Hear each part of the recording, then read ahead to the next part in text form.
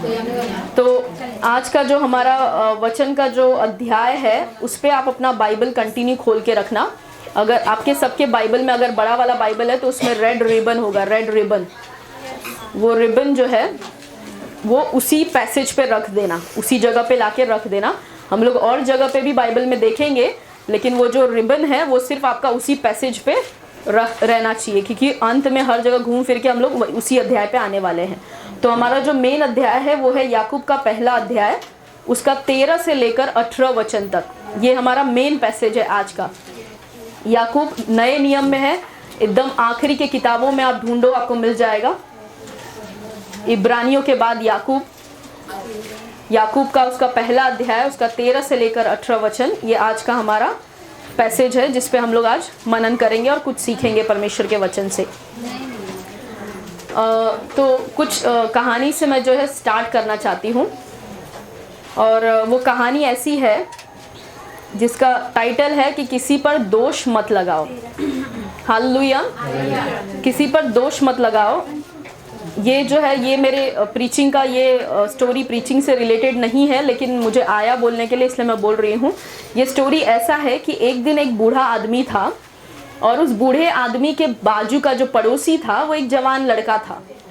तो इस बूढ़े आदमी को पता नहीं क्या परेशानी था उस जवान लड़के से, ये बहुत चिढ़ता था उससे, बहुत चिढ़ता था वो जवान लड़के से।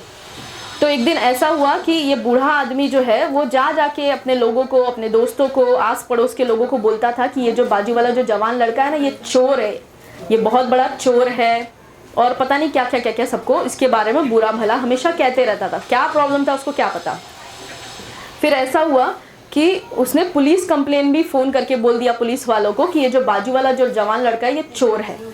पुलिस वाले आए उसके घर पे, उसको गिरफ्तार कर जेल में लेकर गए, और कुछ दिन तक कोर्ट में उसका केस चला, और फिर पता चला कि ये तो मासूम है, ये तो इनोसेंट है, इसने कोई भी गुनाह नहीं किया है, ऐसा कोई भी चोरी या कोई भी ऐसा गुनाह इसने नहीं किया है। और फिर ऐसा हुआ कि सबका ध्यान उधर ही चल रहा है, क्या एस्तर और मम्मी का बात चल रहा है, कितना फट है। तो यहाँ पर क्या होता है कि वो जवान लड़के को पुलिस लेकर जाती है, कोर्ट केस चलता है, और फिर कोर्ट में जो ये निकलता है कि वो इनोसेंट है, वो मासूम है, उसने कोई गलती नहीं की, उसने कभी कोई चोरी नहीं की। और फिर ऐसा होता है कि वो जवान लड़के को बहुत गुस्सा आता है, क्योंकि आस पड़ोस में हर जगह उसका नाम बदनाम हो जाता है। पुलिस वाले घर पे आते हैं, उसको लेके जाते हैं, तो उसका नाम बहुत बदनाम हो जाता है कि ये लड़का गलत होगा तभी तो पुलिस वाले लेकर गए। आगे का कोई नहीं सोचता है कि क्या रीज़न से पुलिस वाले लेकर गए, हो सकता है किसी ने उसको फंसाया हो, कुछ वो सब नहीं सोचते समाज वाले, सिर्फ उसका नाम पूरा बदनाम कर दिया। तो ये लड़के को गुस्सा आया, इसने जो है कोर्ट में क्या बोलते हैं, he sued him, what you call, उसके खिलाफ उसने कंप्लेन किया। हाँ, कोर्ट में अर्जी डाला। वो जवान लड़के को गुस्सा आया तो उसने बुढ़े के खिलाफ अर्जी डाल दिया कोर्ट में कि इसने मेरे ऊपर गलत इल्ज़ाम लगाया और मेरा नाम बहुत बदनाम हुआ है। तो ये बूढ़े व्यक्ति को बुलाया गया कोर्ट में और फैसला शुरू हुआ।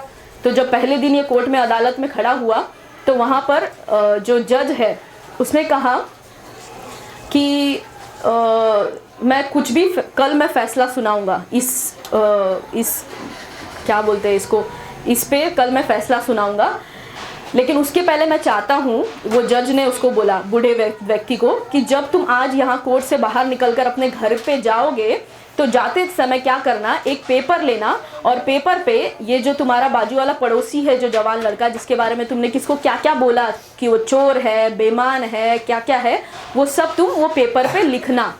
और लिखने के बाद वो पेपर जो एक एक नाम उसके तुमने जो दिए उसको वो लिख कर उसको फाड़ना, और जाते वक्त रास्ते में फेंकते हुए जाना हर जगह। तो ये बूढ़े व्यक्ति को एकदम अजीब लगा कि ये क्या करवा रहा है न्याय जज मेरे से, लेकिन अब जज ने बोला तो करना पड़ेगा।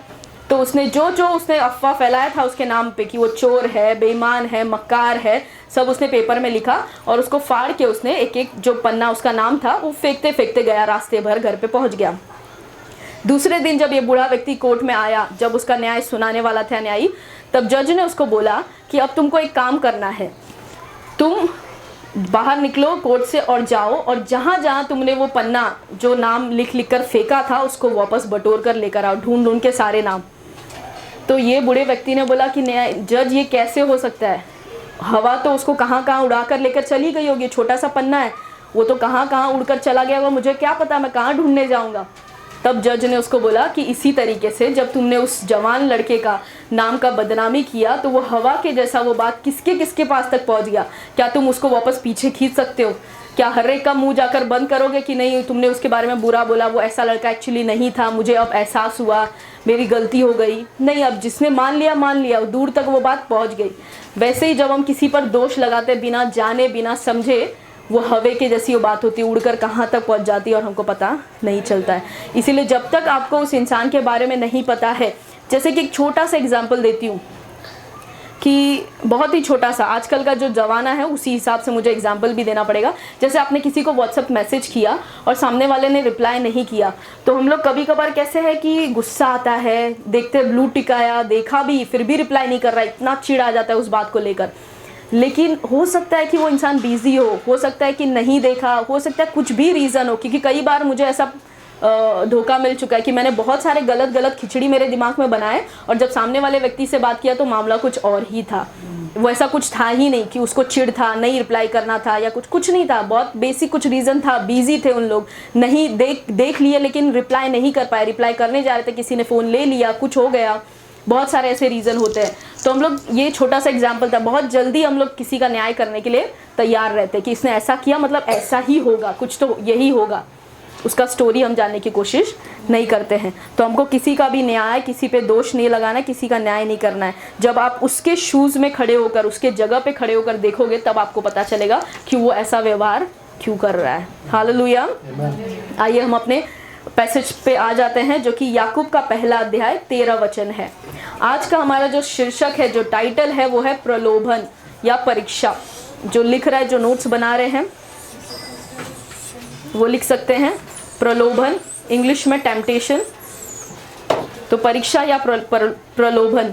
हिंदी में जो हिंदी बाइबल ट्रांसलेट किया गया है उसमें एक गलती ये हो जाती है कि जहाँ कहीं भी टेम्पटेशन और टेस्ट ये वर्ड यूज़ किया है, इंग्लिश में 2 शब्द है, लेकिन हिंदी में हर जगह प्रलोभन या परीक्षा है, जो कि हमको समझ में नहीं आता है। लेकिन इंग्लिश में ये 2 अलग अलग शब्द है। ये जो प्रलोभन है या जो परीक्षा है वो हमेशा शैतान की ओर से आता है आपको गिराने के लिए। हालेलुया। पहला हम वचन पढ़ेंगे, याकूब पहला अध्याय उसका 13 वचन कहता है, जब किसी की परीक्षा हो तो वह यह न कहे कि मेरी परीक्षा परमेश्वर की ओर से होती है, क्योंकि न तो बुरी बातों से परमेश्वर की परीक्षा हो सकती है और न वह किसी की परीक्षा आप करता है। हालेलुया। जब भी किसी की परीक्षा हो या कोई भी सिचुएशन से गुजर रहा है, कोई भी परेशानी से वो गुजर रहा है, तो वो ये ना कहे कि इस परेशानी में परमेश्वर ने मुझे डाला है, इस बीमारी में परमेश्वर ने मुझे डाला है, इस स्थिति में परमेश्वर ने मुझे डाला है ताकि परमेश्वर मुझे कुछ सिखा सके। ये गलत भावना है, गलत माइंडसेट है, जो याकूब यहाँ पर साफ कहता है कि जब किसी की भी परीक्षा होती है या कोई भी परिस्थिति से एक इंसान गुजर रहा है, तो वो ये कभी ना कहे कि परमेश्वर मुझे इस परिस्थिति से लेकर जा रहा है ताकि मैं कुछ सीखूं, क्योंकि आगे वो कहता है, तो वह यह न कहे कि मेरी परीक्षा परमेश्वर की ओर से होती है, क्योंकि न तो बुरी बातों से परमेश्वर की परीक्षा हो सकती है और न वो किसी की परीक्षा आप करता है। अब यहाँ पर जो नोट करने वाली बात है वो ये है, क्योंकि न तो बुरी बातों से परमेश्वर की परीक्षा हो सकती है, क्योंकि आप परमेश्वर की भी परीक्षा नहीं ले सकते बुरी बातों से। क्यों? हमारी परीक्षा होती है क्योंकि हमारे अंदर कहीं ना कहीं बुराई है, पाप है, इसीलिए हम परीक्षा में पढ़ते हैं। परमेश्वर के अंदर ना बुराई है और ना पाप है, इसीलिए वो कभी परीक्षा में पढ़ ही नहीं सकता, वो कभी गिर ही नहीं सकता है। हालेलुया। उससे पाप हो ही नहीं सकता है, उससे बुरा हो ही नहीं सकता है, क्योंकि वो भला परमेश्वर है। तो यहाँ पर साफ साफ शब्दों में लिखा है। हमको जब बाइबल पढ़ रहे तो ज़्यादा इसमें दिमाग लगाने वाली बात कुछ नहीं है, बहुत साफ शब्दों में लिखा रहता है वचन। सिर्फ परमेश्वर पवित्र आत्मा का हमको प्रकाशन चाहिए और साफ साफ अपने आंखों से उन शब्दों को पढ़ें और समझें, इसमें ज़्यादा डीप घुसने की ज़रूरत नहीं है। तो साफ वहाँ पर याकूब कहता है, क्योंकि ना तो बुरी बातों से परमेश्वर की परीक्षा हो सकती है, क्योंकि मैंने आपको बताया ना परमेश्वर बुरा है और ना वो पाप करता है, तो उसकी परीक्षा कोई ले ही नहीं सकता। और आगे कहता है, और ना वो किसी की परीक्षा आप करता है। जब वो खुद बुरा नहीं है तो वो किसी को बुराई में डालने के लिए उसकी परीक्षा क्यों लेगा। हालेलुया। पुराने नियम में मैं जानती हूँ आप लोगों को बहुत सारे उदाहरण मिलेंगे जहाँ पर वो परीक्षा में पड़े या उनका टेस्ट लिया गया, जैसे कि अब्राहम का टेस्ट लिया गया। अब्राहम को कहा गया कि तू अपना इकलौता बेटा इसहाक को लेके जा और मोरिया पहाड़ पर जो है उसको बलि कर कर चढ़ा। हालेलुया। परमेश्वर देखना चाहता था, जांचना चाहता था कि क्या अब्राहम अपने बेटे से, इकलौते बेटे से ज्यादा मुझसे प्यार करता है या अपने इकलौते बेटे को प्यार करता है। और अब्राहम उस टेस्ट में पास हुआ। लेकिन आप नए नियम को अगर पढ़ते हो तो नए नियम में ऐसी परीक्षा कहीं भी नहीं ली गई, परमेश्वर के द्वारा कहीं भी नहीं ली गई। हालेलुया। परमेश्वर हम पर भरोसा करता है, परमेश्वर हमसे प्रेम करता है। लेकिन परिस्थितियां जो हैं हमारे जीवन में, क्योंकि हम ऐसे गिरे हुए संसार में हैं जहाँ पर लोग पाप में गिरे हैं, इस नष्ट संसार में हैं, तो हमारे साथ मुश्किलें आती रहती हैं। और दूसरा कारण हो सकता है क्योंकि हम यीशु को मानते हैं तो संसार हमारे खिलाफ रहेगा। जैसे ब्रदर ने प्रीच किया था कि अगर तुम यीशु को मानते हो तो तुम संसार के नहीं हो, इसीलिए संसार तुमसे नफरत करता है, तो तुम्हें सताएंगे। इसका मतलब ये नहीं कि परमेश्वर चाहता है कि लोग आपको सताएं, उसने आपको वार्निंग दिया है कि ऐसा होगा, क्योंकि उन्होंने मुझे नहीं छोड़ा, यीशु को नहीं छोड़ा तो तुमको नहीं छोड़ेंगे। उन्होंने मुझसे नफरत की तो तुमसे भी नफरत करेंगे। तो परिस्थितियां ऐसी क्रिएट हो जाती है जिससे हमारा परीक्षा होता है, या फिर हमारा प्रलोभन करने वाला शैतान, हमारा शत्रु हमेशा रहता है हमको परीक्षा में गिराने के लिए। कुछ ना कुछ ऐसी परिस्थितियां हमारे सामने लाएगा जिसमें हम लोग क्या करेंगे, गिर जाएंगे और पाप कर देंगे। हालेलुया। लेकिन आगे हम देखते हैं कि क्या शैतान को इतना अधिकार है एक विश्वासी के ऊपर कि उसको वो परीक्षा में डाले और गिरा भी दे। आगे देखेंगे 14 वचन कहता है, वचन 14 पे आएंगे, परंतु प्रत्येक व्यक्ति अपनी ही अभिलाषा से खींचकर और फंसकर परीक्षा में पड़ता है। सब लोग वो वचन ध्यान से पढ़ेंगे।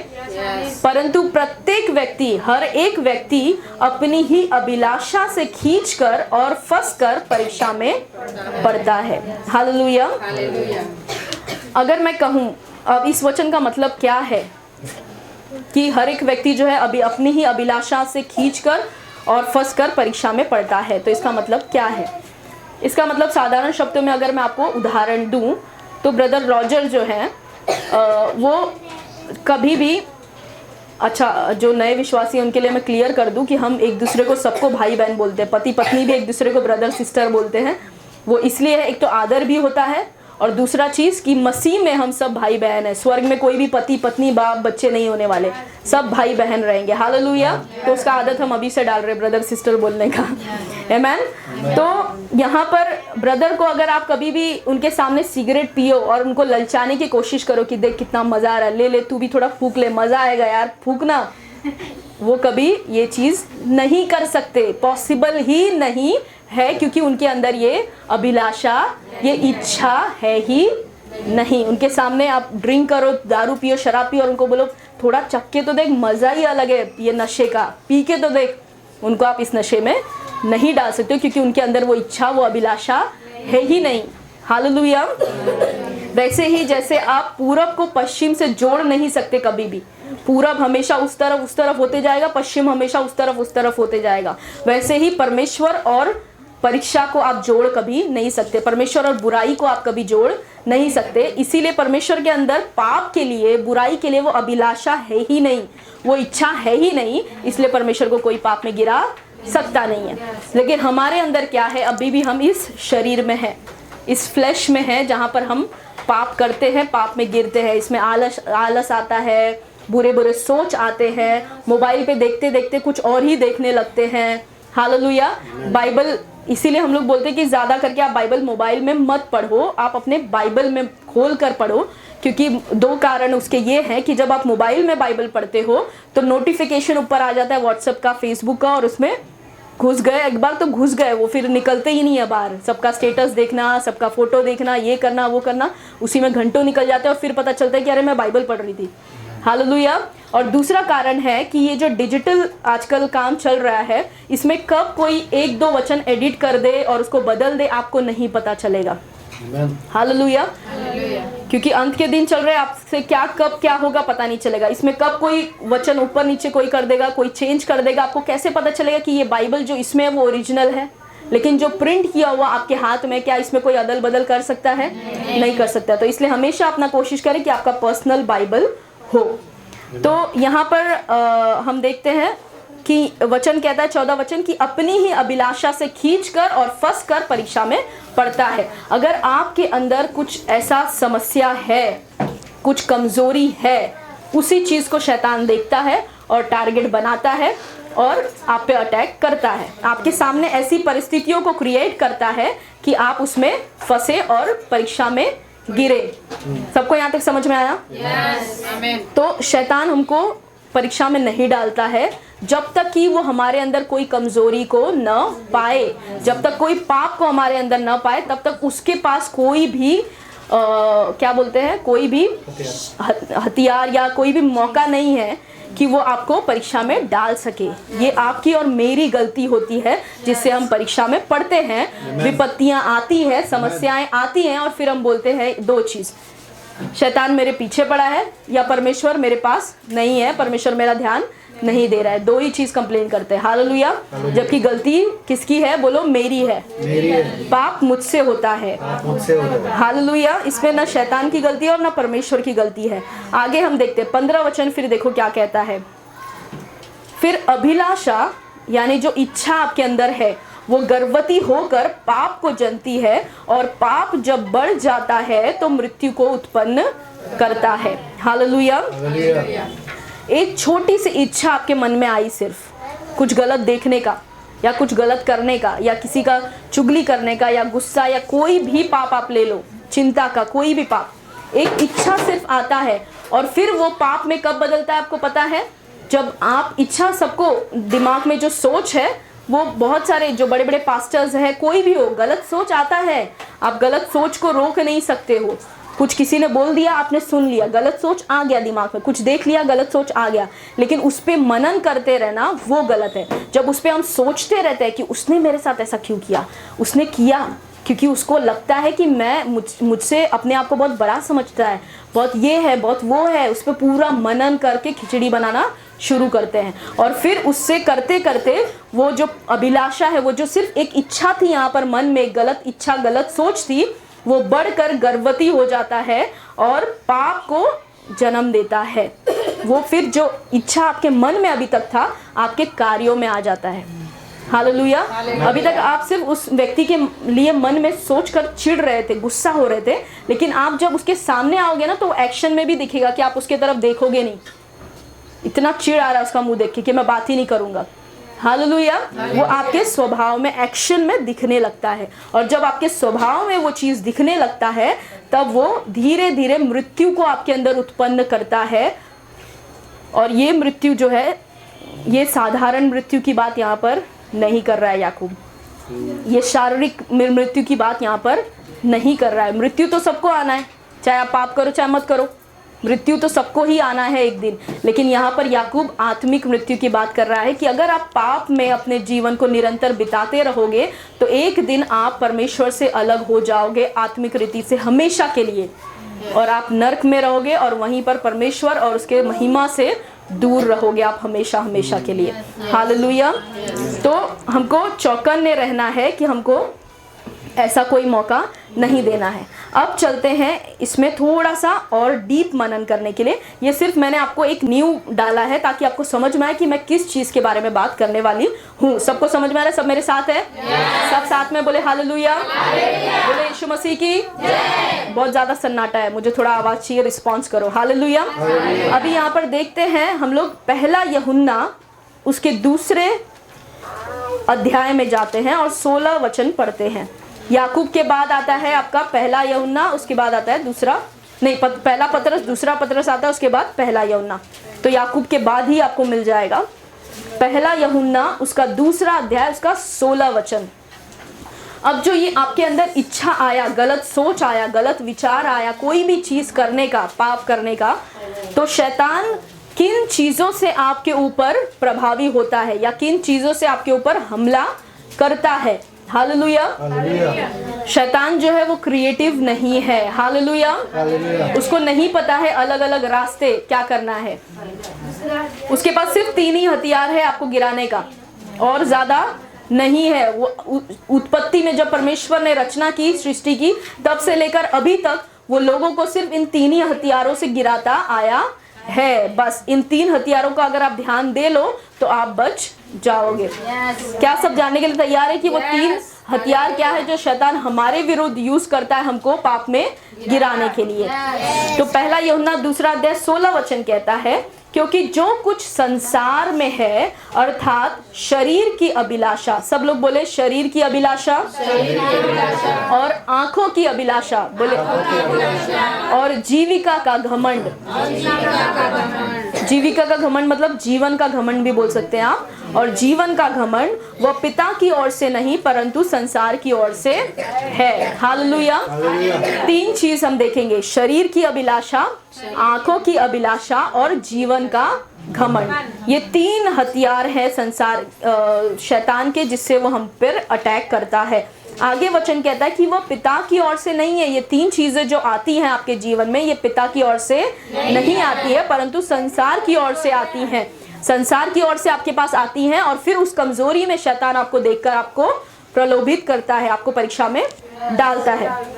चलो अब हम शुरुआत में जाएंगे और देखेंगे कि कैसे शैतान ने आदम और हवा के ऊपर ये हथियार इस्तेमाल किए, ये 3 हथियार, और कैसे उनको पाप में गिराया। हमारे सबसे पहले माँ बाप, हमारे बाप दादा आदम और हवा के बारे में आज हम सीखेंगे।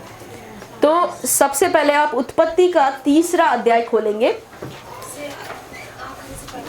उत्पत्ति सबसे शुरुआत, आपके बाइबल का सबसे पहला किताब जेनेसिस, उत्पत्ति उसका 3 अध्याय, उसका 2 और 3 वचन हम पढ़ेंगे। मैं पूरे स्टोरी में नहीं जाऊंगी क्योंकि मैं आशा करती हूँ कि आप लोगों को ये बेसिक आदम और हवा की स्टोरी पता होगी कि कैसे आदम और हवा जो परमेश्वर के बनाए हुए पहले मनुष्य और स्त्री थे, पुरुष और स्त्री, और कैसे शैतान ने उनको पाप में गिराया। हालेलुया। सब है यहाँ पर? उत्पत्ति उसका 3 अध्याय, उसका 2 वचन कहता है, स्त्री ने सर्प से कहा, यानी सांप से कहा, इस वाटिका के वृक्षों के फल हम खा सकते हैं। पहले तो वचन 1 से पढ़ते ताकि आपको थोड़ा आइडिया मिले। वचन 1 कहता है, यहोवा परमेश्वर ने जितने बनेले पशु बनाए थे उन सब में सांप जो था वो धूर्त था, यानी बहुत चालाक था। उसने स्त्री से कहा, क्या सच है कि परमेश्वर ने कहा कि तुम इस वाटिका के वृक्ष का फल न खाना? शैतान सांप का रूप लेकर हवा के पास आया, स्त्री जो आदम की पत्नी थी उसके पास आया, और उसको शैतान ने कहा, पूछा, क्या सच है कि परमेश्वर ने कहा तुम इस वाटिका के किसी वृक्ष का फल न खाना? जब भी शैतान आपके पास आता है, क्वेश्चन लेकर आता है ताकि आपको सोचने पे मजबूर करे और आप उन बातों पे सोचते जाओ। हालेलुया। अगर मैं इनसे बोलूं कि अगर इनको बोलूं आप बहुत अच्छे दिख रहे हो, आज बहुत सुंदर आप लग रहे हो, तो मैंने एक स्टेटमेंट बोला, आप सुंदर लग रहे हो, ठीक है। अगर मैं इनको बोलूं क्या आप सुंदर लग रहे हो, आज आपको लग रहा है कि आप सुंदर लग रहे हो, तो वो सोचेगी कि अरे ऐसा क्यों पूछा इसने, क्या मैं सच में सुंदर लग रही हूँ कि नहीं लग रही हूँ? थोड़ा कांच में जाके देख कर आऊँ कि मैं सुंदर लग रही हूँ कि नहीं लग रही हूँ। समझ में आ रहा है आपको? तो शैतान जब भी आपके पास आता है सवाल लेकर आता है। जब भी कोई आपसे सवाल पूछता है आप जवाब ढूंढते हो। हालेलुया। जब सवाल आपको पूछा जाता है तो आप जवाब ढूंढते हो, राइट? तो जवाब ढूंढने के लिए आपको क्या करना पड़ता है? सोचना पड़ता है, राइट? तो शैतान जब भी आपके पास आता है आपको कुछ क्वेश्चन पूछता है जिससे आप सोचो, आपके दिमाग में आप उन चीज़ों पर मनन करना शुरू करो, और वो हमेशा गलत सवाल ही पूछता है जिससे आप पाप में गिरो। तो यहाँ पर उसने हवा को पूछा, उसने स्त्री से कहा कि क्या सच है कि परमेश्वर ने कहा तुम इस वाटिका के किसी वृक्ष का फल न खाना? क्या परमेश्वर ने तुझसे कहा कि इस वाटिका में, इस गार्डन में जितने भी पेड़ बनाए गए हैं उसमें का किसी का भी फल तू नहीं खा सकती? क्या परमेश्वर ने तुझसे ऐसा कहा? तो आगे देखते हैं 2 वचन में, स्त्री ने सांप से कहा, इस वाटिका के, इस गार्डन के वृक्षों के फल हम खा सकते हैं, पर हालेलुया, यही बहुत गलत वर्ड आ जाता है। परमेश्वर ने मुझे ये सारी आशीष तो दी है, लेकिन ये एक आशीष क्यों अटकी हुई है मुझे नहीं मालूम। ये एक प्रार्थना मैं कब से कर रही हूँ, परमेश्वर उत्तर नहीं दे रहा। जब शैतान हमारे मन में डालता है कि क्या परमेश्वर ने तुझे आशीष नहीं दिया? नहीं, परमेश्वर ने आशीष तो दिया है, लेकिन ये एक प्रार्थना मेरी परमेश्वर क्यों नहीं सुन रहा है? हालेलुया। वैसे ही हवा के साथ हुआ। वाटिका में उसने कहा कि इस गार्डन के, इस बगीचे के सारे फल को हम खा सकते हैं, लेकिन जो वृक्ष वाटिका के बीच में है उसके फल के विषय में परमेश्वर ने कहा है कि न तो उसको खाना और न उसको छूना, नहीं तो मर जाओगे। हालेलुया। यहाँ पर हवा को, आपको रियलाइज हो रहा है कि हवा ने परमेश्वर के वचन में कुछ अपने तरफ से जोड़ दिया। अगर आपको डिफरेंस समझ में आए तो मुझे बताना। मैं फिर से वो वचन पढ़ूंगी। 3 अध्याय का 3 वचन कहता है, पर जो वृक्ष वाटिका के बीच में है उसके फल के विषय में परमेश्वर ने कहा है कि न तो तुम उसको खाना और न उसको छूना, नहीं तो तुम मर जाओगे। अब देखते हैं कि परमेश्वर ने असल में क्या कहा था। चलो उसके पहले वाले अध्याय में चलेंगे, दूसरे अध्याय में, उत्पत्ति का 2 अध्याय। 1 अध्याय पहले आप चले जाओ, उत्पत्ति का 2 अध्याय, उसका 16 वचन पढ़ते हैं कि परमेश्वर ने असल में क्या कहा। 2 अध्याय का 16 वचन। और यहोवा परमेश्वर ने आदम को यह आज्ञा दी, तू वाटिका के सब वृक्षों का फल बिना खटके खा सकता है, पर परमेश्वर ने भी यहाँ पर कंडीशन डाला, ये देखने के लिए कि क्या ये मेरी आज्ञा को मानते हैं या नहीं। पर भले या बुरे के ज्ञान का जो वृक्ष है उसका फल तू कभी ना खाना, क्योंकि जिस दिन तू उसका फल खाएगा उस दिन अवश्य मर जाएगा। यहाँ पर आपको कहीं भी लग रहा है कि परमेश्वर ने ऐसा कहा, पर भले या बुरे के ज्ञान का वृक्ष जो है उसका फल तू कभी ना छूना और ना कभी खाना? क्या आपके बाइबल में चेक करो, परमेश्वर ने ऐसा कहा? नहीं, आपके बाइबल में है? परमेश्वर ने क्या कहा मैं पूछ रही हूँ। उसका फल तू कभी ना छूना और कभी ना खाना लिखा है? नहीं। सिर्फ परमेश्वर ने आज्ञा दिया कभी ना खाना, क्योंकि जिस दिन तू उसका फल खाएगा उसी दिन अवश्य मर जाएगा। अब हम सोचते हैं कि उसमें क्या हुआ सिस्टर, कौन सी बड़ी बात हो गई? अगर हवा ने बोल दिया कि उसका फल तू कभी ना छूना और कभी ना खाना, तो उसमें क्या बड़ी बात हो गई? हालेलुया।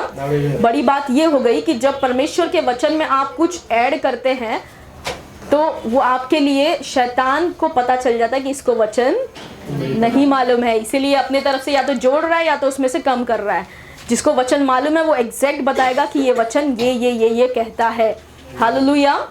शैतान को यहाँ पर इसका कमजोरी पता चल गया कि इसको वचन नहीं मालूम है, इसको परमेश्वर ने जो कहा उसको ये बात पता नहीं है। अब दूसरा चीज बताती हूँ, कुछ लोगों को ये बात पता होगी लेकिन कुछ लोगों के लिए शॉकिंग होगा कि पहले तो यहाँ पर हवा ने अपना ऐड कर दिया परमेश्वर के वचन में कि ना तुम उसको छूना और ना खाना, ये पहली उसकी गलती हो गई। दूसरा चीज कि जब दूसरे अध्याय में, उत्पत्ति के 2 अध्याय में 16 और 17 वचन में आप पढ़ते हैं ध्यान से, आइए फिर से उसको पढ़ेंगे। उसमें क्या कहता है परमेश्वर, हम 15 वचन से पढ़ेंगे। 2 अध्याय उसका 15 वचन। तब यहोवा परमेश्वर ने आदम को लेकर अदन की वाटिका में रख दिया। किसको रखा? आदम को, जो पहला मनुष्य था, जो पुरुष था, जो आदमी था, और कि वह उसमें काम करे और उसकी रक्षा करे। वचन 16 कहता है, और यहोवा परमेश्वर ने आदम को, किसको? आदम को यह आज्ञा दी। किसको आज्ञा दी? आदम को। जोर से बोलो, आदम को। तू वाटिका के सब वृक्षों का फल बिना खटके खा सकता है, पर भले या बुरे के ज्ञान का वृक्ष का जो वृक्ष है उसका फल तू कभी ना खाना, क्योंकि जब तू खाएगा तो तू निश्चित मर जाएगा। हालेलुया। तो यहाँ पर आज्ञा परमेश्वर ने किससे दी? परमेश्वर किससे बात कर रहा है? कहीं पे भी लिखा है कि हवा है? नहीं। उसकी पत्नी वहां पर साथ में है? नहीं। अगर कंफर्म करना है तो आगे 18 वचन पढ़ लेते हैं ताकि कंफर्म हो जाए कि हवा थी कि नहीं थी। आगे 18 वचन में कहता है, फिर यहोवा परमेश्वर ने कहा, आदम का अकेला रहना अच्छा नहीं, मैं उसके लिए एक ऐसा सहायक बनाऊंगा जो उसे मेल खाए। और फिर 19 वचन से परमेश्वर ने उसके लिए, उसके बाद सृष्टि और बनाई, और फिर परमेश्वर ने उसके लिए हवा बनाई, उसके लिए उसकी पत्नी बनाया। उसके बाद जब उसको ये आज्ञा दे दी, तो हवा को कैसे पता चला कि इस वृक्ष का फल हमको नहीं खाना है? आदम से पता चला। हालेलुया। मतलब उसको सेकंड हैंड इंफॉर्मेशन मिला, बोल सकते हैं ऐसा। उसको सीधे परमेश्वर ने नहीं बताया, परमेश्वर ने आदम से बात किया और आदम ने अपनी पत्नी को सिखाया कि हमको इस वृक्ष का फल नहीं खाना है, बाकी वृक्षों का फल हम खा सकते। ये वाला जो पेड़ है बीचों बीच में, इसका फल परमेश्वर ने हमको खाने से मना किया है। तो हो सकता है यहाँ पर गलती होगी, आदम ने चढ़ा बढ़ाकर उसको बताया कि इसका फल तू छूना भी नहीं, क्योंकि पता है औरतों की आदत क्या है, तो उनको बढ़ा चढ़ा के डराना पड़ता है ताकि वो बात को समझे। नहीं तो बेसिक बोल दोगे ना आप कि इस फल मत खाना, तो ज़रूर उसको देखेंगे, छुएंगे, खाएंगे, सोचेंगे उसके बारे में। लेकिन आदम ने उसको क्या किया, डराया कि इसका फल ना तो तू छूना और ना खाना, छूना भी मत, तू उसके पास भी मत जाना। हालेलुया। तभी शायद ये बात मानेगी, नहीं तो ये बात मानने वाली नहीं है। तो हो सकता है, हम सोच सकते हैं कि ऐसा आदम ने उसको डराया ताकि उसके पास छुए भी नहीं, क्योंकि औरतों का क्या है कि जो चीज़ मना करो वही उनको लेना है, वही उनको करना है। एक्चुअली ये सबका है, लेकिन औरतों का ज़्यादा वो टेम्पटेशन रहता है। अगर मना किया कि ये बात मत बताना किसी को, मैं तुझसे शेयर कर रही हूँ, तो वो अपने फ्रेंड्स को जाके बोलेगी कि देख उसने मुझसे शेयर किया और बोला किसी को नहीं बताने के लिए, तो वो दूसरे को जाके बोलेगी देख उसने मुझसे विश्वास करके, मुझ पर भरोसा करके बताया, देख किसी और को मत बोलना। ऐसे कर करके वो बात कहाँ तक पहुँच जाती है। तो इंग्लिश में कहावत है, secret is something that you tell everyone not to say not to tell everyone. Secret not to say anyone. Secret is something that you tell everyone not to say anyone. मतलब secret जो गुप्त है वो ऐसा रहता है, रहस्य, कि आप सबको जाकर बोलते हो और कहते हो कि किसी को मत बोलना। हालेलुया। तो यहाँ पर क्या होता है, हवा जो है उसको सेकेंड हैंड इंफॉर्मेशन मिल गया, उसको परमेश्वर से सीधे आज्ञा नहीं मिली। अब आगे देखते हैं कि क्या होता है। इसीलिए यहाँ पर एक चीज़ मैं रुक कर कहना चाहूँगी कि यहाँ पर ब्रदर आपको प्रचार करते हैं, आप यहाँ से उनका प्रचार हर संडे सुन कर जाते हो घर पे, आप YouTube पर जाकर देखते होगे कई पास्टरों का प्रचार, आप कहीं और जाकर कई परमेश्वर के जनों का प्रचार सुनते होगे, लेकिन उतना काफ़ी नहीं है। बोलो, उतना काफ़ी नहीं है। आपको खुद से अपना बाइबल खोलना है और मनन करना है। हालेलुया। आपको फर्स्ट हैंड इंफॉर्मेशन मिलना बहुत ज़रूरी है, क्योंकि वचन कहता है साफ, यीशु ने कहा कि अंत के दिनों में झूठे शिक्षक आएंगे। भविष्यवक्ता तो ठीक है, झूठे शिक्षक आएंगे जो गलत शिक्षाएं तुमको सिखाएंगे। जब तुमको अपना खुद का वचन बाइबल पता नहीं है तो तुमको लगेगा कि ये शिक्षक जो है सही कह रहा है। जब ये परमेश्वर का शिक्षक है, बाइबल सिखा रहा है, तो सही ही सिखा रहा होगा। हालेलुया। लेकिन पुरानी जो कलीसिया थी, जो शुरुआत की कलीसिया थी, उसने कभी ऐसा नहीं किया। बाइबल में लिखा है प्रेरितों के काम में कि उन्होंने हमेशा जब भी वो वचन का प्रचार सुनते थे, वो घर पर जाकर बाइबल खोलकर वचन को ढूंढते थे और समझते थे कि क्या जो उसने कहा वो सही वचन से कहा है कि नहीं। हालेलुया। तो जो सेकंड हैंड इंफॉर्मेशन है वो बहुत गलत हो सकता है, हानिकारक हो सकता है। आपको, चलो आदम ने उसको रोक तो दिया, बहुत अच्छी बात की। आपको ये प्रचार सुनना तो ज़रूरी है ताकि आपको पता चले कि आपको क्या करना चाहिए, क्या नहीं करना चाहिए, मसीही जीवन कैसे जीना चाहिए, आपको ज़रूरी है। लेकिन आपको खुद अपने बाइबल को खोलकर पढ़ना बहुत ज़रूरी है, नहीं तो आप वचन में ऐसे ही घटाओगे और बढ़ाओगे और शैतान उस कमज़ोरी को पकड़कर आप पर हमला करेगा। हालेलुया। आगे देखते हैं। अब हम आते हैं तीसरे वचन को ही फिर से पढ़ते हैं। उत्पत्ति उसका 3 अध्याय, उसका 3 वचन। पर जो वृक्ष वाटिका के बीच में है, उसके फल के विषय में परमेश्वर ने कहा है कि न तो तुम उसको खाना और न उसको छूना, नहीं तो मर जाओगे। तब आगे देखते हैं सांप ने क्या कहा।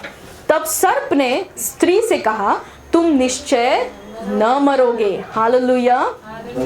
जब आप परमेश्वर के वचन को घटाते या बढ़ाते हो, उसमें कुछ भी अपना जोड़ देते हो, कि बाइबल में अपने मन का कुछ भी बोलते हैं और बोलते हैं बाइबल में लिखा है। हालेलुया। कुछ भी बोलते हैं, परमेश्वर ने बोला कि सबका भला करो। अब स्पेसिफिकली वैसा वचन नहीं है, लेकिन आप कुछ भी बोल देते हो और लिख देते हो कि वचन में लिखा है। हालेलुया। तो जब आप वचन में, बाइबल में कुछ भी घटाते या बढ़ा देते हो उस वचन को, शैतान को पता है कि इसको वचन मालूम नहीं है, और तब वो आकर ऐसा बड़ा हथियार यूज करता है कि आप शॉक हो जाओगे। जो उसने यहाँ पर हवा के साथ किया वही वो हम सब के साथ करता है। वो सीधे वचन को डिनाई करता है, वचन का इनकार करता है शैतान। परमेश्वर ने कहा तुम निश्चय मर जाओगे, जिस दिन तुम उस फल को खाओगे तुम निश्चय मर जाओगे। और शैतान यहाँ पे सीधे मना कर रहा है और कह रहा है तुम निश्चय न मरोगे। सीधे वचन को उसने कैंसिल कर दिया, क्योंकि उसने जान लिया इसकी कमजोरी क्या है, इसको वचन ठीक से पता नहीं है। तो अगर मैं इसको समझाने की कोशिश करूं कि तू निश्चय नहीं मरेगी, ऐसा कुछ नहीं होने वाला है, तो वो मान जाएगी, क्योंकि उसको वचन मालूम नहीं है। उसने खुद परमेश्वर से ये बात नहीं सुनी और ना उसको परमेश्वर से ये बात मिली, उसको सेकेंड हैंड इन्फॉर्मेशन मिला, इसलिए इसको मैं भरमा सकता हूँ। और वहाँ पर आगे देखते हैं 5वें वचन में फिर क्या होता है। वरन परमेश्वर आप जानता है, आगे शैतान उसको भड़का रहा है, क्योंकि इतने बात पे वो शायद नहीं माने। वो सोचेगी कि नहीं, आदम ने तो मुझसे कहा कि अगर तुम फल खाओगे तो तुम मर जाओगे। लेकिन यहाँ पर अब शैतान उसको कन्विंस करने की कोशिश कर रहा है, उसको बहलाने की कोशिश कर रहा है। वरन परमेश्वर आप जानता है कि जिस दिन तुम उसका फल खाओगे उसी दिन तुम्हारी आंखें खुल जाएंगी और तुम भले बुरे का ज्ञान पाकर परमेश्वर के तुल्य हो जाओगे। हालेलुया। शैतान को समझ में आ गया कि ये बेवकूफ स्त्री है, ये मूर्ख स्त्री है, ये अपने घर को बर्बाद करेगी, ले डूबेगी। हालेलुया। स्त्रियों का घर पे काम बहुत इंपॉर्टेंट है। हालेलुया। आप ही हैं जो अपने पति को संवार सकते हैं या बिखेर सकते हैं। Amen. आप ही हैं जो अपने पूरे परिवार को समेट सकते हैं या बर्बाद कर सकते हैं। Amen. आप अपने ऊपर ये जिम्मेदारी लो, औरतें जो हैं। हालेलुया। मैं ये जिम्मेदारी लेती हूँ। अगर आज मेरा परिवार बर्बाद है तो मेरी वजह से है। अगर आज मेरा परिवार में शांति है और बहुत खुशी है, एक दूसरे से पति और पत्नी प्यार करते हैं और बहुत लगाव है, तो ये मेरी जिम्मेदारी है। हालेलुया। आमेन। क्योंकि नीति वचन 14:1 कहता है कि एक मूर्ख स्त्री अपने घर को बर्बाद करती है, लेकिन एक बुद्धिमान स्त्री अपने घर को बनाती है। हालेलुया। तो अब आप डिसाइड कर लो कि आप मूर्ख हो कि आप बुद्धिमान हो। हालेलुया। आगे कहता है, ओके, तो यहाँ पर हमने पढ़ा, शैतान उसको कहता है कि तुम जब उस फल को खाओगे तो तुम नहीं मरोगे। पहला चीज, पहला झूठ बोला। दूसरा बोला तुम्हारी आंखें खुल जाएंगी और तुम जो है भले और बुरे का ज्ञान पाकर परमेश्वर के समान हो जाओगे। हालेलुया। अगर आप पढ़ो पहला अध्याय, उत्पत्ति का पहला अध्याय पढ़ो, उसमें 26, 27 और 28 वचन जाकर पढ़ोगे आप घर पे, तो उसमें साफ लिखा है कि परमेश्वर ने आदम से कहा कि परमेश्वर ने कहा कि आओ हम मनुष्य को अपनी समानता में, अपने स्वरूप में बनाए। हालेलुया। अपने समानता का मतलब क्या होता है? अपने समान। हालेलुया।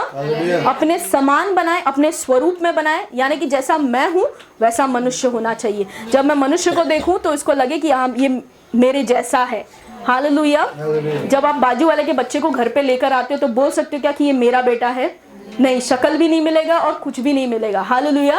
लेकिन जब आप अपने लड़के को खड़ा करते हो, क्योंकि आपको पता है इसको आपने पैदा किया, तो आप बोलोगे गर्व से ये मेरा बेटा है, ये मेरी बेटी है। हालेलुया।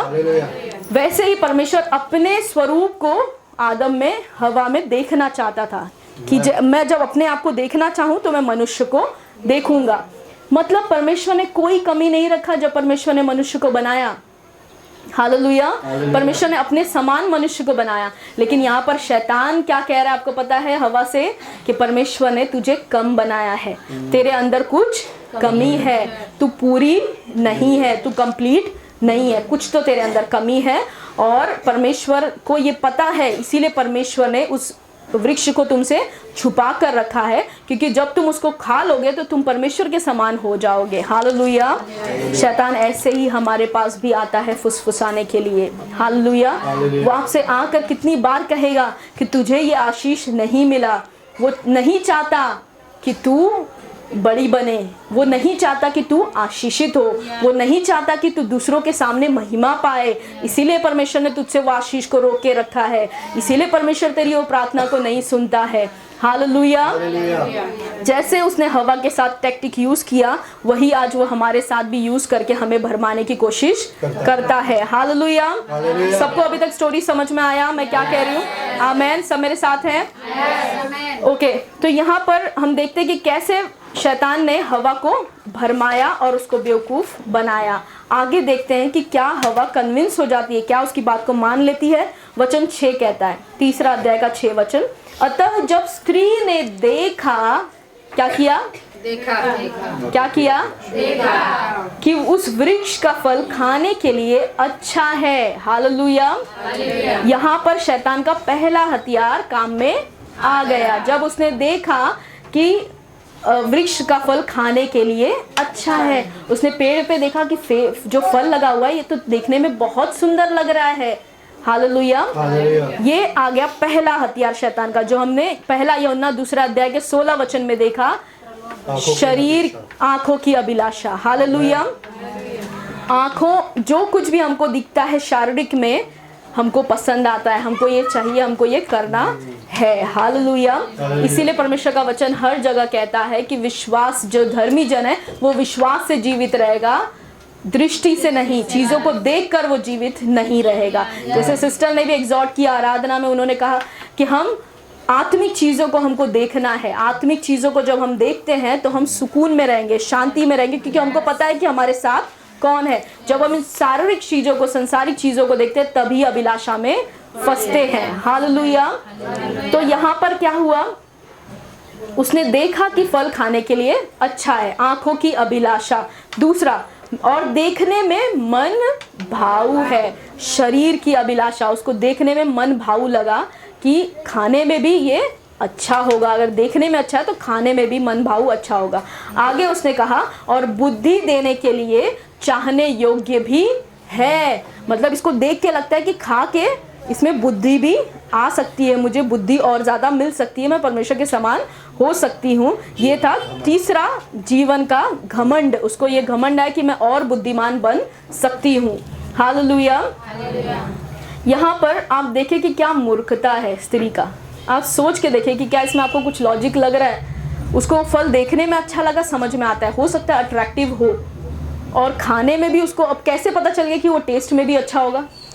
कई बार हम लाल जो सेब है वो घर पे लेकर आते हैं, महंगा वाला, ये सोचकर कि ये बहुत अच्छा होगा। घर पर लाकर देखते तो कहीं ना कहीं सड़ा सड़ा हुआ निकलता है वो, और इतना महंगा हमको चिपका दिया। हालेलुया। तो स्त्री को कैसे पता चला, चलो देखने में अच्छा लग रहा है, समझ में आता है, खाने में भी टेस्टी होगा, उसको कैसे मालूम, उसने अभी तक खाया नहीं है। और बुद्धि देगा, ये फल उसको बुद्धि देगा। कैसे उसको ये बात पता चली? तो जब शैतान आपको भरमाता है ना, वो इंसान की बुद्धि भ्रष्ट हो जाती है, वो अपना लॉजिक यूज करना बंद कर देता है। अगर परमेश्वर का वचन आपके अंदर भरा हुआ है, तभी आप उसमें सोच पाओगे कि ये झूठ है, ये कुछ गलत है, ये सही नहीं है। जब परमेश्वर का वचन अंदर है तो, नहीं तो शैतान के भरमाने में आप इजीली कन्विंस हो जाओगे कि नहीं, वो ऐसा कह रहा है ना, सही है। अभी तक परमेश्वर ने मुझे ये आशीष नहीं दिया, नहीं चाहता है कि मैं आशीषित हो। अभी तक परमेश्वर ने मेरे पति को नहीं बदला, वो नहीं चाहता है कि वो बदले। इसीलिए परमेश्वर ने उस चीज़ों को रोक के रखा है, ताकि मैं थोड़ा और जो है, और जो भी आपको कारण दे वो, कि आपको और थोड़ा सा वो विश्वास दिलाना चाहता है, आपको थोड़ा सा, और कोई भी गलत कारण की वजह से आपको उस परीक्षा में वो रखना चाहेगा। हालेलुया। सबको समझ में आ रहा है? yes. क्योंकि फेस से मुझे नहीं लग रहा है कि समझ में आ रहा है। सब इतने कंफ्यूज्ड और ऐसे दिख रहे हैं कि पूछो मत। नींद में देखो, किसी ने आमेन बोल दिया, यॉर्निंग करके आमेन बोला। Amen amen. Yes sister.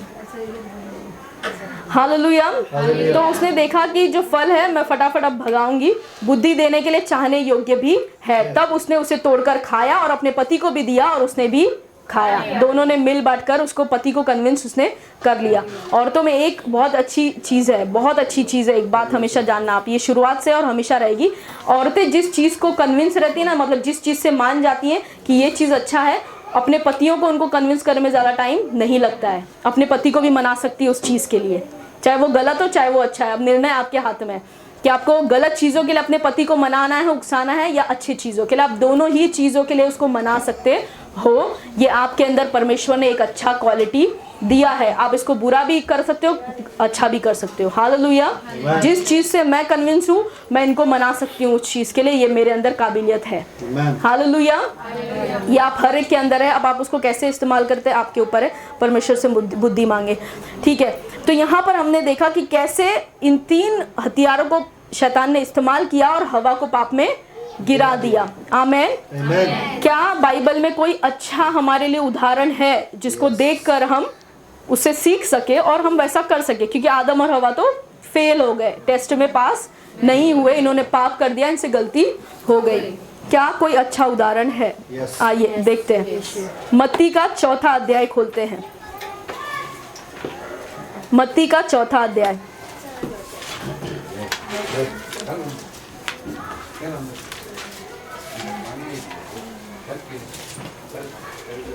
हम दूसरा उदाहरण देख रहे हैं। अभी तक आदम और हवा के बारे में हमने देखा कि उनसे कैसे पाप हुआ और उन्होंने गलती किया और शैतान ने उनको भरमाया और वो शैतान के भरमाने में आ गए।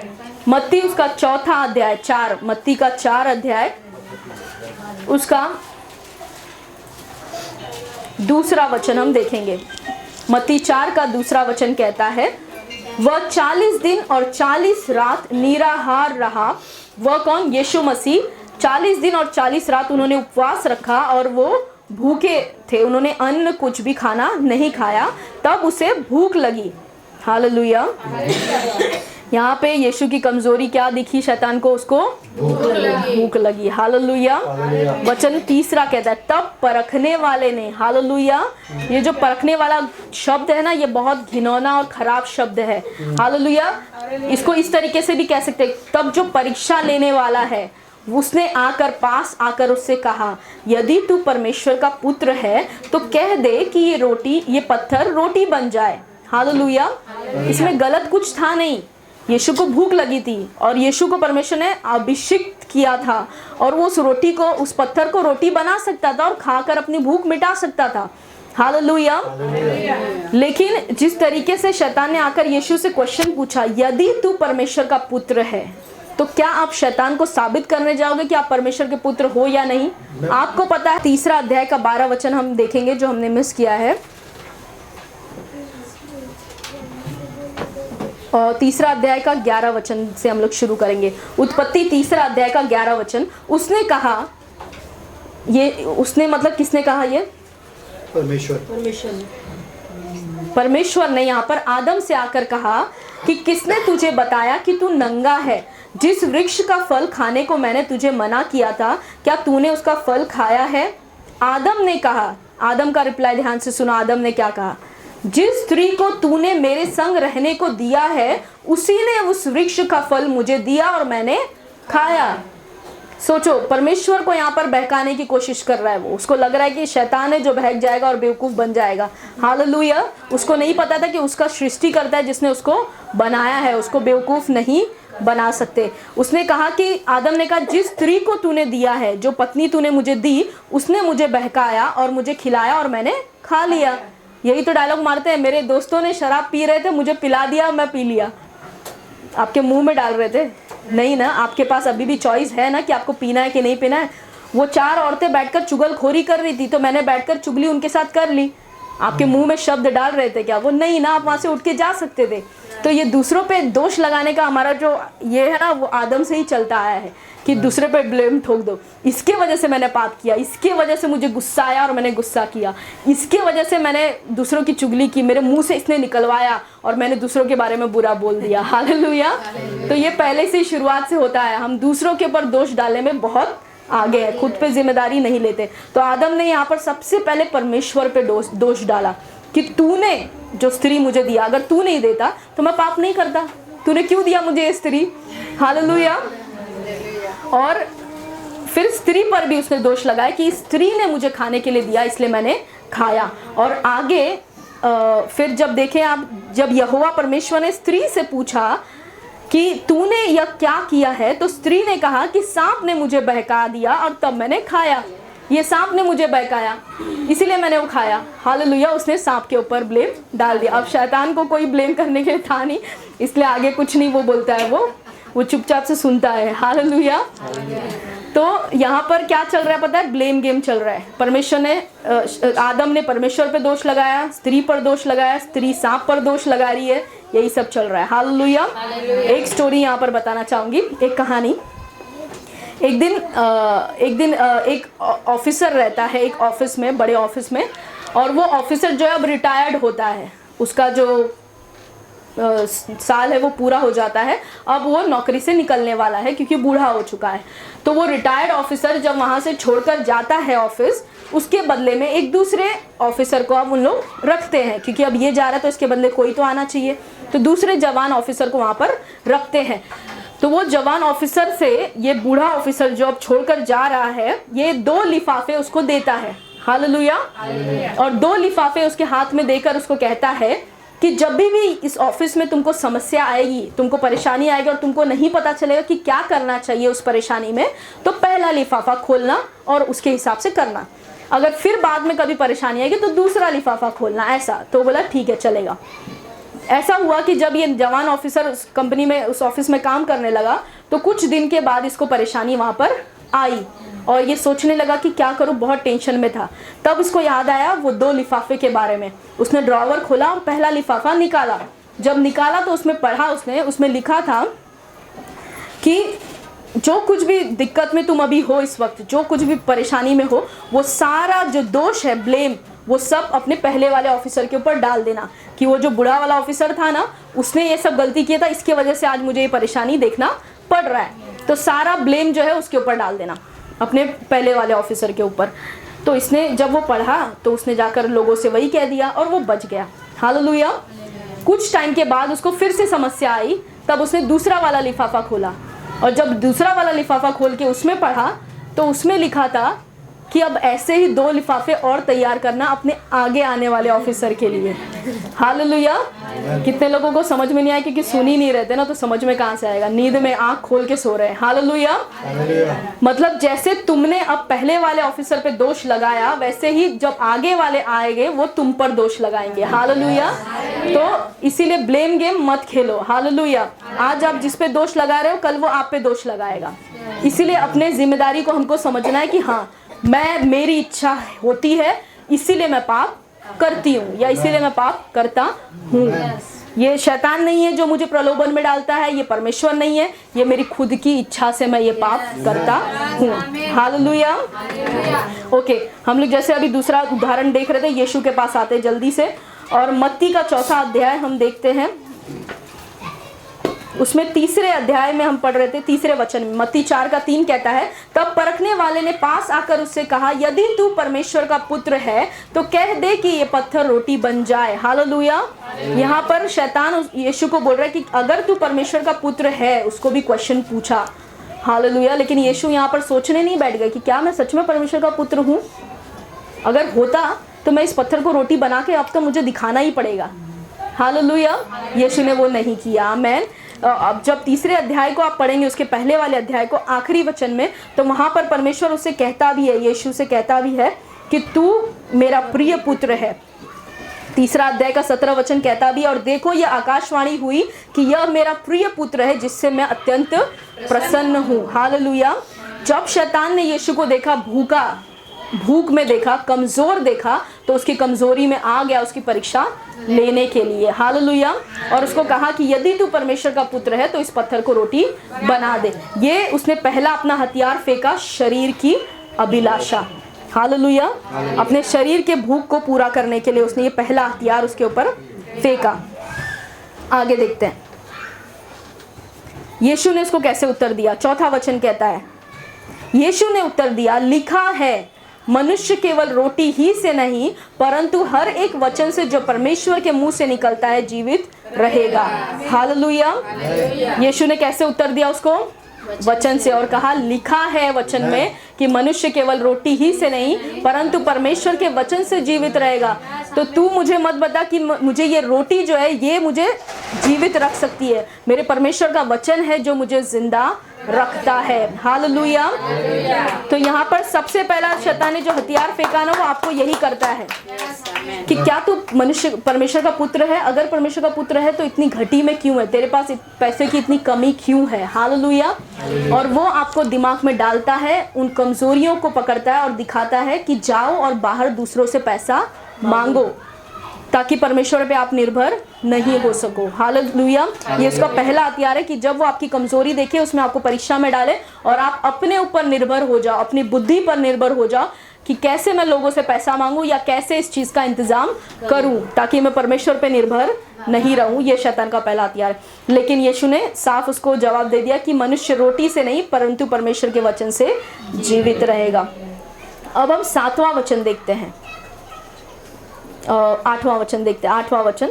वहां पर कहता है, फिर इब्लिस यानी शैतान ने उसे एक बहुत ऊंचे पहाड़ पर ले गया और सारे जगत के राज्य और उसका वैभव दिखाकर उससे कहा, यदि तू गिर कर मुझे प्रणाम करे तो मैं ये सब कुछ तुझे दे दूंगा।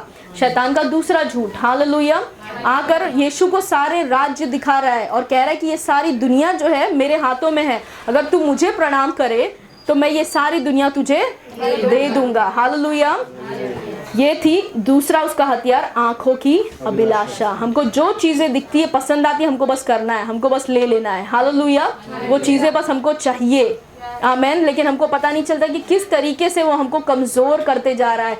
जितना ज़्यादा आप इन अभिलाषाओं को पूरा करते रहोगे, उतना ज़्यादा आपका आत्मा जो है वो कमज़ोर होता रहेगा और आपका शरीर जो अभिलाषा है, वो फ्लैश जो है वो बलवान होता जाएगा। हालेलुया। आगे कहता है, यीशु ने उसको क्या उत्तर दिया देखते हैं। 9वां वचन कहता है, उससे कहा, यदि तू गिरकर मुझे प्रणाम करे तो मैं ये सब कुछ तुझे दे दूंगा। 10वें वचन में यीशु कहता है, हे शैतान दूर हो जा, क्योंकि लिखा है, तू प्रभु अपने परमेश्वर को प्रणाम कर और केवल उसी की उपासना करना। आपको पता है ये लिखा है, ये यीशु को बोलने की क्यों जरूरत थी? यीशु सिर्फ बोल सकते थे कि तू प्रभु अपने परमेश्वर को प्रणाम कर और केवल उसी की उपासना कर। हालेलुया। लिखा है का मतलब यीशु ये बताना चाहते थे कि वचन में लिखा है और वचन को यीशु ने मेमोराइज किया है। हालेलुया। उसको मुंह से याद किया है बोलकर। हालेलुया। इसीलिए यीशु ने कहा कि लिखा है, ये साबित किया।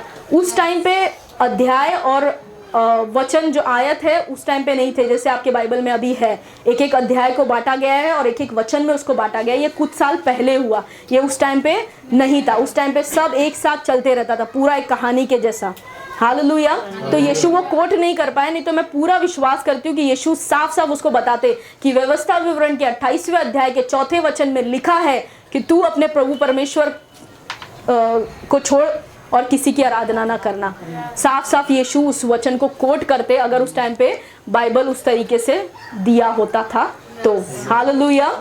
इसीलिए जब वचन आप याद करते हो, आपको स्पेसिफिक पता होना चाहिए कि ये वचन कहाँ लिखा है। अंधाधुन मत बोलो, हाँ कहीं तो लिखा है, बस लिखा है, कहीं तो है, बाइबल में ही है। हालेलुया। आपको साफ पता होना चाहिए कि वो इस अध्याय में ये वचन है। हालेलुया। और फिर ये देखते हैं कि इस तरीके से शैतान ने उसको आंखों की अभिलाषाओं को दिखाकर उसको गिराने की कोशिश की।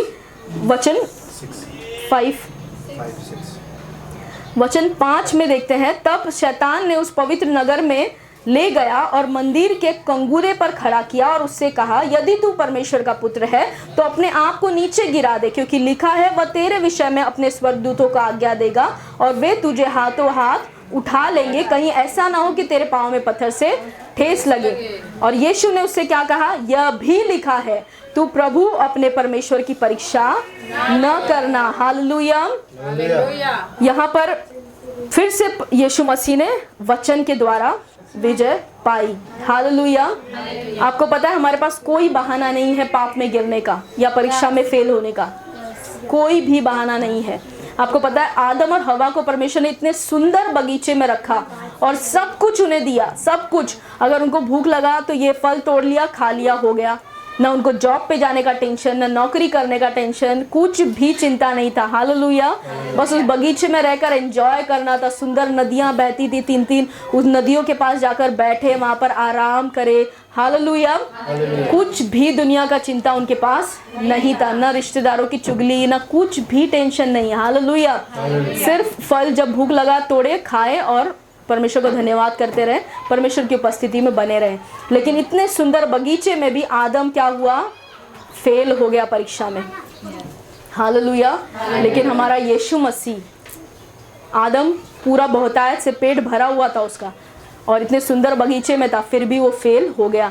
लेकिन यीशु मसीह रेगिस्तान में, वचन लिखा है रेगिस्तान में वो था जहाँ पर दूर दूर तक कुछ नहीं था, पूरा सूखा था। हालेलुया। और भूखा भी था और ऐसे स्थिति में भी उसने शैतान के हर एक चीज़ों पर विजय पाई। हालेलुया। तो आप ये नहीं बोल सकते कि ये थी इसके वजह से मैंने पाप कर लिया, वो था इसलिए मुझसे पाप हो गया। आप किसी पे भी दोष नहीं लगा सकते। अगर यीशु ने इतने बुरी परिस्थिति में भी होकर शैतान पर विजय पाई तो हम भी उस पे विजय पा सकते हैं। हालेलुया। अभी हम यहाँ पर मैं कंक्लूजन पे आती हूँ। याकूब का जो हमने देखा, अपने फिर से याकूब की पत्री पर आ जाएंगे। याकूब का पहला अध्याय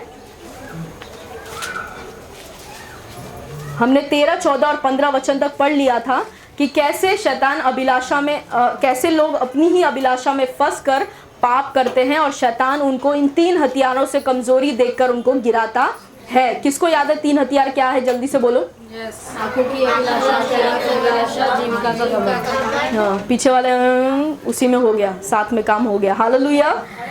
ओके, हम आते हैं याकूब का पहला अध्याय 15 वचन।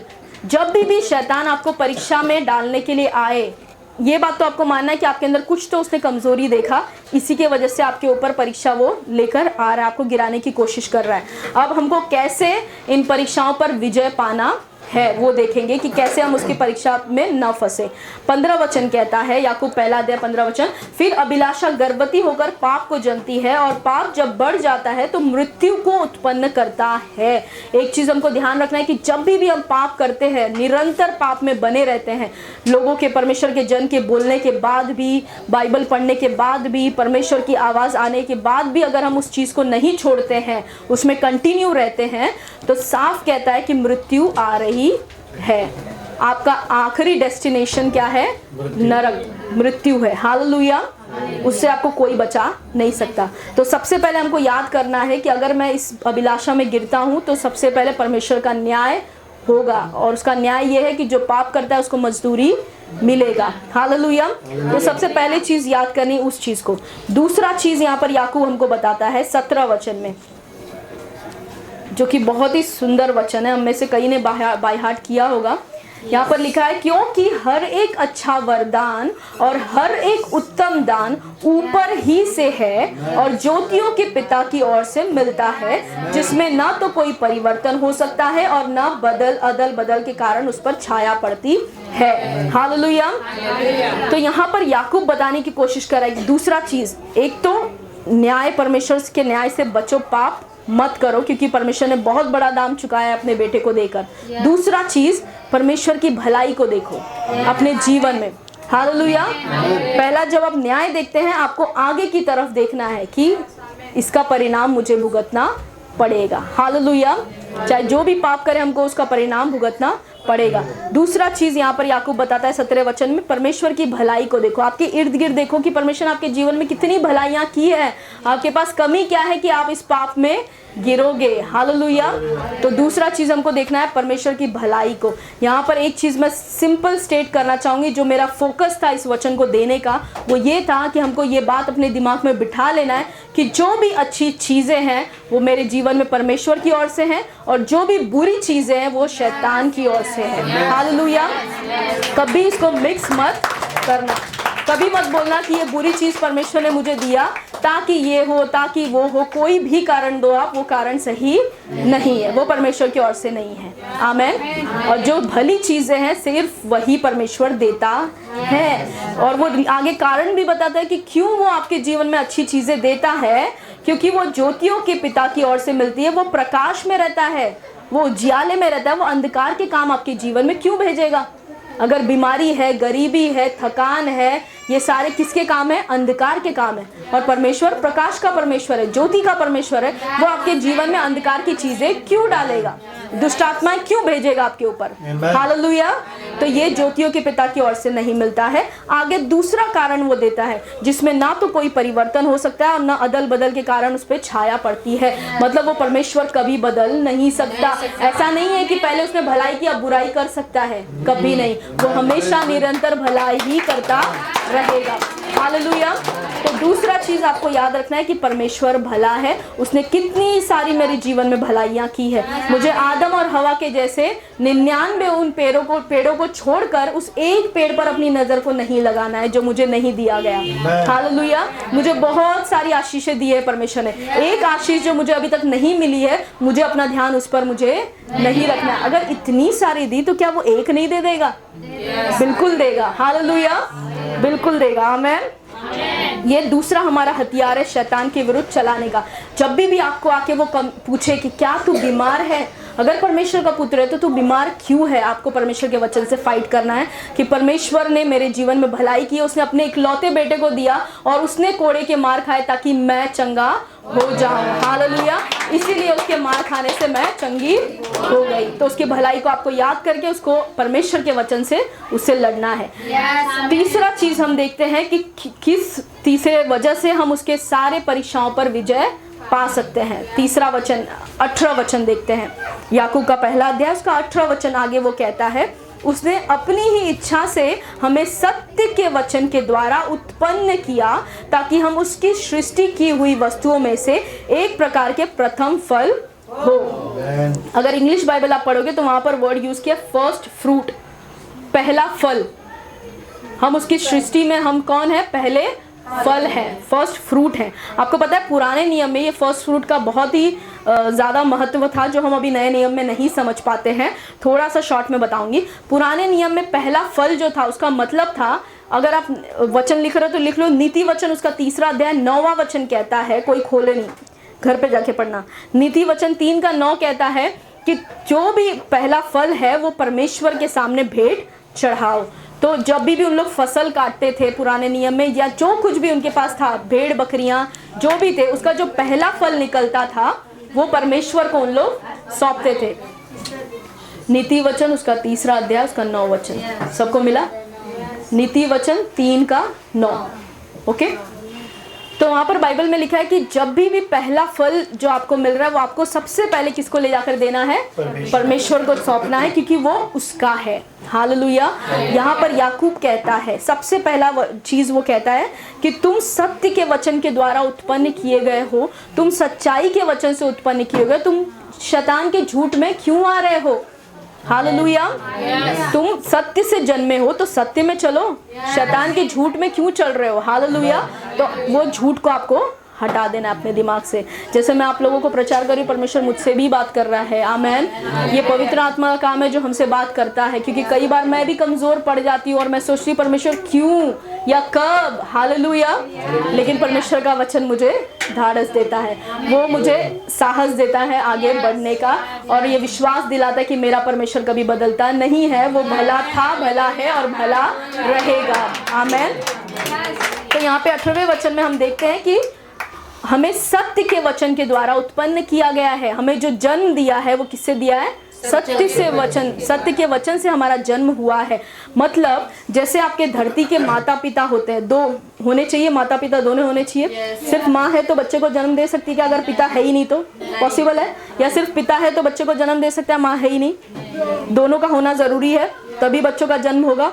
वैसे ही आत्मिक तरीके से भी 2 आपके माता पिता हैं, 2 लोगों ने जिनको आपको जन्म दिया है। जब आप नए जन्मे, नया जन्म आपने लिया यीशु मसीह में, तब आपको 2 लोगों ने आपको जन्म दिया। आपके 2 माता पिता हैं। आपको पता है कौन है? सबसे पहला परमेश्वर का वचन और पवित्र आत्मा, ये आपके माँ बाप हैं जब आपने नया जन्म लिया, आपके मम्मी पापा हैं। हालेलुया। तो आपका वचन, आपके वचन और पवित्र आत्मा आपके मम्मी पापा हैं आपके नए जन्म में। हालेलुया। हालेलुया। तो जब आपने नया जन्म लिया आपके मम्मी पापा के द्वारा, यानी परमेश्वर के वचन के द्वारा और पवित्र आत्मा के द्वारा, तो आप सत्य के द्वारा जन्मे हो, परमेश्वर के सत्य के वचन के द्वारा जन्मे हो, तो आप शैतान के झूठ में नहीं आ सकते। आगे वो कहता है हम उसकी सृष्टि की हुई वस्तुओं में से एक प्रकार के प्रथम फल हो। मतलब हम फर्स्ट फ्रूट है, पहला फल है, पहला फल जो सिर्फ परमेश्वर को सौंपा जाता था। यानी यहाँ पर याकूब कहना चाहता है कि पूरी सृष्टि में अगर सबसे उत्तम चीज या जो परमेश्वर की चीज है वो आप लोग हो, जो परमेश्वर के हो। हालेलुया।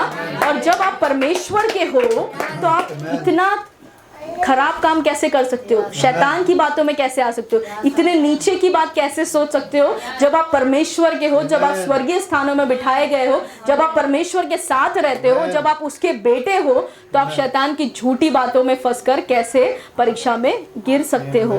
हालेलुया। आमेन। सबको 3 रीजन समझ में आया कि किससे आपको फाइट करना है। शैतान 3 हथियार फेंक रहा है, तो आप भी 3 हथियार फेंक के मारो उसको। हालेलुया। पहला आपको समझना है, जब भी आप किसी पाप में गिरते हो तो आपको याद रखना है कि उसका परिणाम आपको भुगतना पड़ेगा। जैसे कि लोग कहते हैं कि अगर मैं जिसके साथ आज बैठकर किसी की चुगली कर रही हूँ, कल वही बंदा मेरी चुगली किसी और के साथ करेगा। हालेलुया। तो ये बात से आप कभी मत, जो मनुष्य बोएगा उसको काटना पड़ेगा। हालेलुया। आज आप जिसकी चुगली कर रहे हो, जिसके साथ बैठकर किसी और की, वो कहीं और जाकर आपकी चुगली करेगा। हालेलुया। तो पाप का परिणाम आपको अपने जीवन में देखना ही पड़ेगा, चाहे ऐसे चाहे वैसे। दूसरा चीज हमको याद रखना है कि परमेश्वर उत्तम दान दिया है, उसने मेरे जीवन में बहुत सारी भलाई की है। मैं कैसे इन गलत कामों को करूं? अगर मेरा परमेश्वर भला है तो मैं भी भलाई करूंगी, मैं बुराई में नहीं रहूंगी। 18वां वचन हमने देखा कि कैसे परमेश्वर के द्वारा हम जन्मे हुए हैं।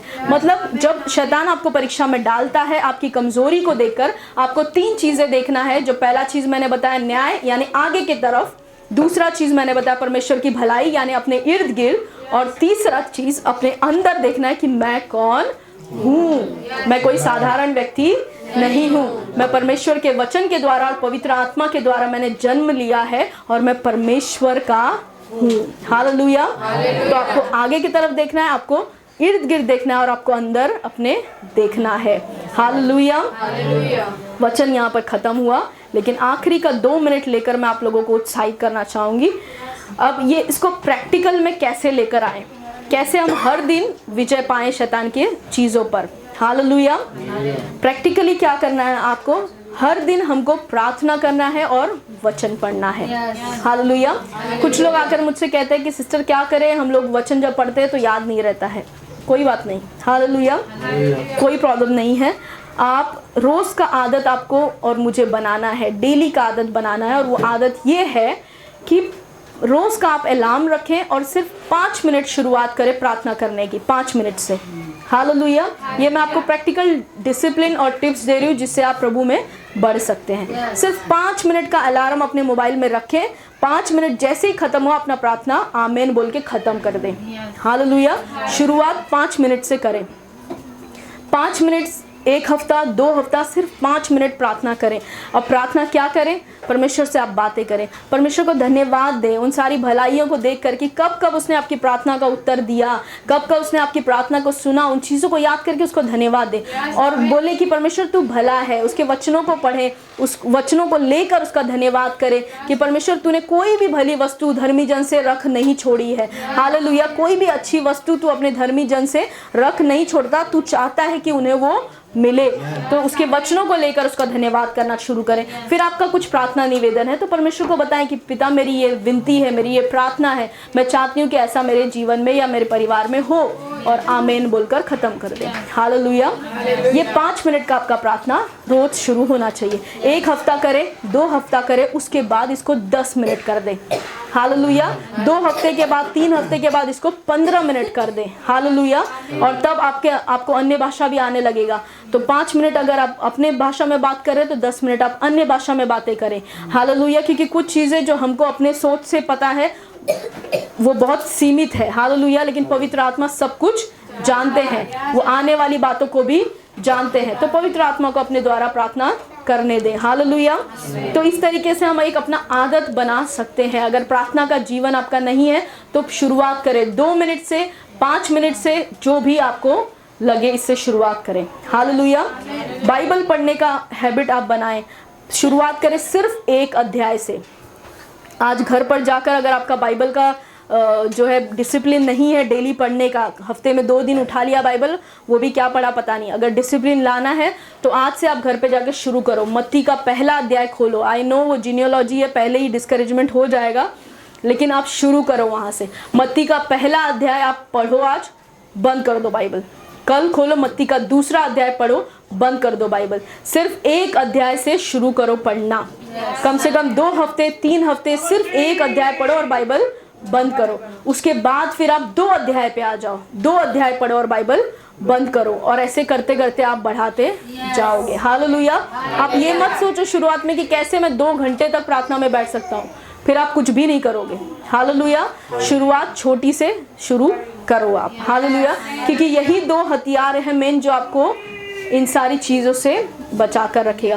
क्योंकि जब आप कमज़ोर रहते हो ना, आप परमेश्वर की भलाई को याद नहीं कर सकते हो, लेकिन जब आप प्रार्थना और वचन में बने हो तभी वो चीज़ें आपको सहायता करेंगी परमेश्वर की भलाई को उन चीज़ों में भी याद रखने के लिए। Hallelujah, hallelujah. सबको समझ में आया?